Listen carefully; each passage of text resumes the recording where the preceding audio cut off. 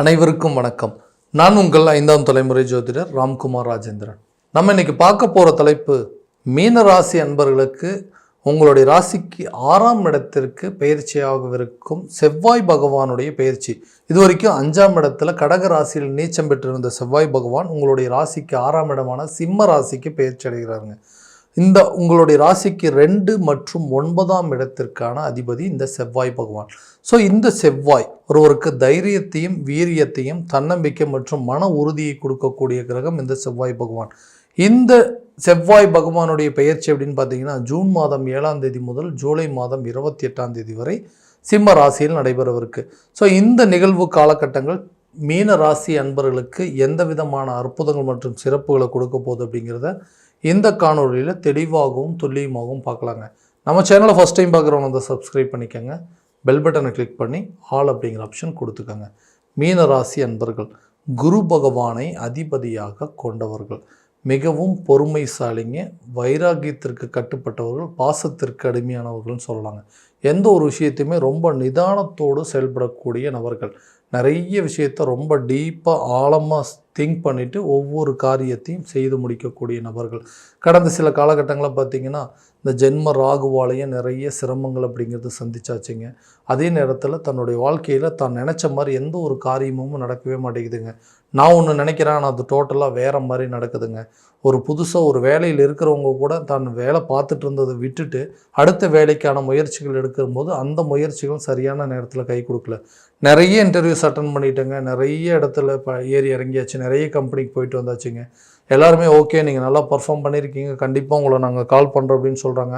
ஆனால் எந்த ஒரு பதிலுமே கிடைக்க மாட்டேங்குது. ஒரு வேலையில் இருக்கிறவங்க அந்த வேலையை ரிசைன் பண்ணிவிட்டு வேறு ஒரு வேலைக்கு சேர்ந்தோம் அப்படின்னா அதில் சில சேலரி இன்க்ரிமெண்ட்லாம் கிடைக்கும், தன்னுடைய வாழ்வாதாரம் அப்படிங்கிறது மேம்படும், அதுக்கு உண்டான முயற்சிகள் அப்படிங்கிறது பண்ணுறோம், அதுவுமே சரியான விதத்தில் அமையலை. கவர்மெண்ட் எக்ஸாம் நிறைய எழுதிட்டுருக்கேங்க, அட்லீஸ்ட் எப்படியாவது ஒரு கவர்மெண்ட் ஜாப் வந்து ஒன்று ட்ரை பண்ணி வாங்கிடணும் அப்படின்னு பண்ணுறேன். இதெல்லாம் வந்து எனக்கு சரியான விதத்தில் எதுவுமே அமைய மாட்டேங்குதுன்னு யோசிக்கிறவங்களுக்கு இந்த காலகட்டங்கள் அதுக்கு உண்டான முயற்சிகள் கண்டிப்பாக உங்களுக்கு ஒரு உறுதுணையாக இருக்க போகுதுங்க. புதுசாக வேலை தேடுறவங்களுக்கு புதிய வேலை கிடைக்குங்க. அரசு சம்மந்தப்பட்ட அனுகூலங்கள், அதாவது அதுக்கு உண்டான முயற்சிகள் பண்ணுறவங்களுக்கு இது ஒரு சாதகமான சூழலாக இருக்க போகுது. ஒரு இடத்துல கம்பெனிலேருந்து இன்னொரு கம்பெனிக்கு மாற்றம் பண்ணோம்னா கண்டிப்பாக சேலரி இன்க்ரிமெண்ட் ஏற்படும். அப்படின்னா இந்த காலகட்டங்களில் உங்களுக்கு ஆல்மோஸ்ட் ஒரு 50-51 நாட்கள் இருக்க போது இந்த டைமில் நீங்கள் அதுக்குண்டான முயற்சிகள் பண்ணிங்கன்னா புதுசாக வேலை கிடைப்பதில் ஒரு கம்பெனிலேருந்து இன்னொரு இடத்துக்கு மாறுறதுக்கோ அல்லது டிரான்ஸ்ஃபர் சம்மந்தப்பட்ட யோகமோ, வெளியூர் அல்லது வெளிநாடு சம்மந்தப்பட்ட வாய்ப்புகள் அப்படிங்கிறது கிடைப்பதற்கான சூழல் அப்படிங்கிறது நிச்சயமாக இருக்க போதுங்க. அதே நேரத்தில் இது வரைக்கும் வந்து நாம் பார்த்துட்டு இருந்த ஒரு தொழில், நம்ம பண்ணிகிட்டு இருந்த ஒரு பிஸ்னஸில் லாபகரமான சூழல் அப்படிங்கிறது எதுவுமே இல்லைங்க. நான் ஆரம்பித்த காலத்தில் ஒரு நல்ல விதமாக ஓஹோன்னு போயிட்டு இருந்தது. ஒரு பார்ட்னர்ஷிப்பாக ஆரம்பிச்சிடணும், திடீர்னு என்ன நடந்ததுன்னு தெரியல, பார்ட்னர்ஷிப் அப்படிங்கிறது உடஞ்சிருச்சுங்க. கூட இருந்த கூட்டாளிகள் நம்மளை ஏமாத்துகிற மாதிரி சில சூழ்நிலைகள் அப்படிங்கிறது இருந்துச்சு. பார்ட்னர்ஷிப் வேண்டாங்க, சொந்தமாக ஏற்படுத்தலாம் அப்படின்னு சொல்லி சொந்தமாக ஆரம்பித்தேன். எல்லாமே நல்லா தான் போயிட்டு இருந்தது. திடீர்னு ஒரு தடுமாற்றங்கள் இருந்த ஒரு பிஸ்னஸில் ஒரு மிகப்பெரிய லாஸ் வரத்துக்கான சூழல் அப்படிங்கிறது ஏற்பட்டுச்சு. தொழில் தேவையில்லாத முடக்கிருச்சுங்க. கிணத்துல போட்ட கல் மாதிரி அப்படியே பிஸ்னஸ் தேங்கி நிற்கிது. ஸோ இந்த நிலையிலேருந்து வெளியே வரத்துக்கு நிறைய முயற்சிகள் பண்ணி அது மூலமாக கடன்கள் அப்படிங்கிறத வாங்கி அந்த கடனுக்கு இன்றைக்கி தேவையில்லாமல் வட்டி கட்டக்கூடிய நிலைக்கு வந்துட்டேங்க. கடன் இல்லாமல் வாழணும் அப்படின்னா கண்டிப்பாக இந்த பிஸ்னஸ் நல்லபடியாக நான் ரன் பண்ணணும். ஸோ அதுக்குண்டான சாதகமான சூழலை ஏற்படவே மாட்டேங்குதுன்னா நிச்சயமாக ஏற்படுங்க. எதிரிகள் உங்களை விட்டு விலகுவாங்க. யாரெல்லாம் உங்களுக்கு வந்து தொழிலில் தேவையில்லாத தடைகள் கொடுத்துட்டு இருந்தாங்க, எதிர்ப்புகளாக இருந்து கூட இருந்த பார்ட்னர்ஸ் எல்லாமே உங்களுக்கு துரோகம் பண்ணிட்டு இருந்தாங்களா, அவங்களாம் உங்களை விட்டு விலகக்கூடிய காலகட்டமாக இருக்க போது உங்கள் தொழிலை நீங்களே நிலைநாட்டக்கூடிய அளவுக்கு சில சூழ்நிலைகள், அதில் ஒரு நல்ல லாபகரமான சூழல், அதில் சம்பாதிச்சு அந்த கடனை அடைப்பதற்கான நிலைகள் அப்படிங்கிறது ஏற்படுங்க.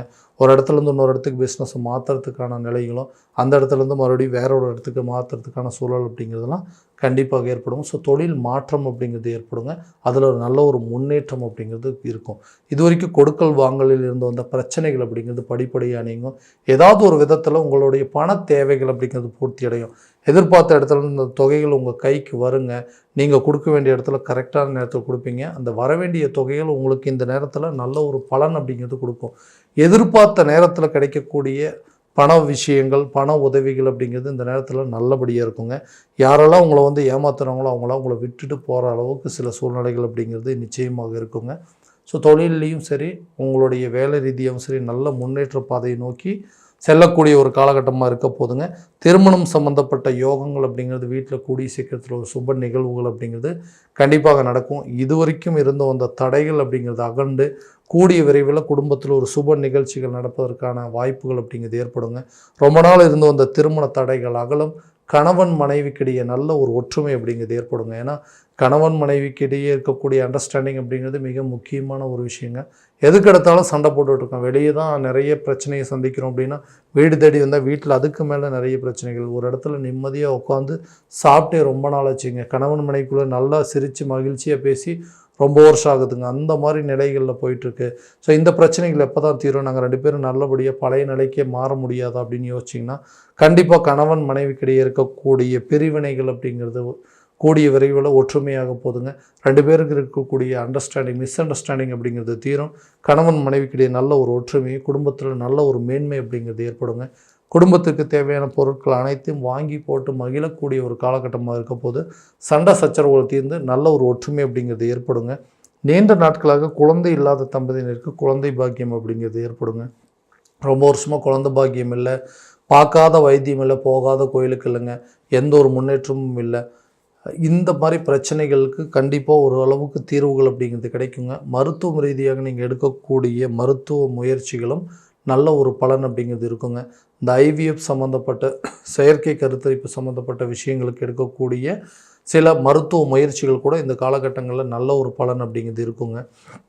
அடுத்ததாக இந்த வீடு கட்டக்கூடிய யோகம், ஒரு புதிய வண்டி வாகனங்கள் வாங்குவதற்கான சேர்க்கை அப்படிங்கிறதெல்லாம் கட்டாயமாக இருக்க போகுது. ரொம்ப நாளாக எதிர்பார்த்துட்ருக்கோங்க. ஒரு வீட்டுக்கு தேவையான சில பொருட்கள் வாங்கணும், ஒரு வண்டி வாகனம் வாங்கணுங்க, சொந்தமாக ஒரு வீடு கட்டணும். எத்தனை நாள் தான் வாழ்க்கையே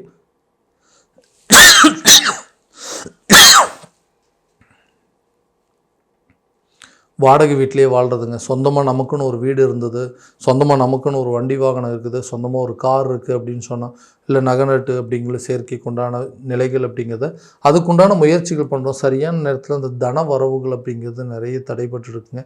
அந்த தன வரவுகளுக்கு உண்டான தடைகள் அப்படிங்கிறது நீங்கும். எதிர்பார்த்த இடத்துலேருந்து நீங்கள் கொடுத்த பணமோ சரி உங்கள் கைக்கு வந்து சேரும். நீங்கள் லோன் சம்மந்தப்பட்ட விஷயங்கள் ஏதாவது அப்ளை பண்ணியிருந்தீங்கன்னா கூட அந்த தொகை இந்த நேரத்தில் உங்களுக்கு ஒரு நல்ல பலன் அப்படிங்கிறது நிச்சயமாக கொடுக்குங்க. ஸோ ஆரோக்கியத்தில் இருக்கக்கூடிய கெடுதல்கள் அப்படிங்கிறது படிப்படியாக இணைங்க. ஏன்னா இந்த 6ஆம் இடம் என்று சொல்லக்கூடிய நோய் ஸ்தானத்தில் தான் இந்த செவ்வாய் பகவானுடைய பயிற்சி இருக்குங்க. இருந்தாலும் ஆரோக்கியம் சம்மந்தப்பட்ட சில விஷயங்களில் கொஞ்சம் கவனம் செலுத்துங்களா. தேவையில்லாத மன உளைச்சல்கள் அப்படிங்கிறது இந்த நேரத்தில் அதிகமாக இருக்குங்க. எல்லா விஷயத்துக்குமே நமக்கு எதிர்மறை நடக்கிற மாதிரி உடல் ரீதியாக பாதிப்புகள் அப்படிங்கிறது கட்டாயம் கொடுக்குங்க.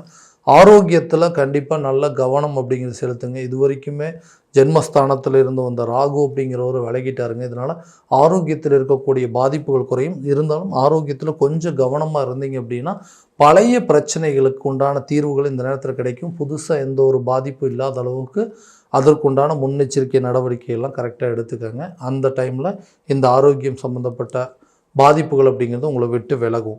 கல்வியில் நல்ல ஒரு முன்னேற்றம் இருக்கும். கல்வி சம்மந்தப்பட்ட அனுகூலங்கள் அப்படிங்கிறது நிச்சயமாக நல்லபடியாக இருக்குங்க. ஒரு டிகிரி முடித்தவங்க 2வது டிகிரி படிக்கிறதுக்கோ, ஒரு இடத்துல இருந்து இன்னொரு வெளியூருக்கோ அல்லது வெளிநாடு சென்று படிப்பதற்கான சூழல் அப்படிங்கிறது கட்டாயமாக ஏற்பட போதுங்க. கல்வியில் நல்ல ஒரு முன்னேற்றம். இது வரைக்கும் இருந்த வந்த மந்த நிலைகள் அப்படிங்கிறது அகலும். ஞாபக மறதி அப்படிங்கிறது குறைஞ்சி கல்வியில் நல்ல ஒரு முன்னேற்ற பாதையை நோக்கி செல்லக்கூடிய ஒரு காலகட்டமாக இருக்க போகுது. ஏன்னா 2ஆம் இடத்திற்கு சம்மந்தப்பட்ட இந்த கிரகங்கள் 6ஆம் இடத்துல இருக்கும்போது இது வரைக்கும் கல்வியில் இருந்து வந்த தடைகள் அப்படிங்கிறது அகலுங்க. நீங்கள் எதிர்பார்த்தபடி இந்த நேரத்தில் நல்ல ஒரு ரிசல்ட் அப்படிங்கிறது உங்களுக்கு கிடைக்கக்கூடிய ஒரு காலகட்டமாக இருக்க போகுது.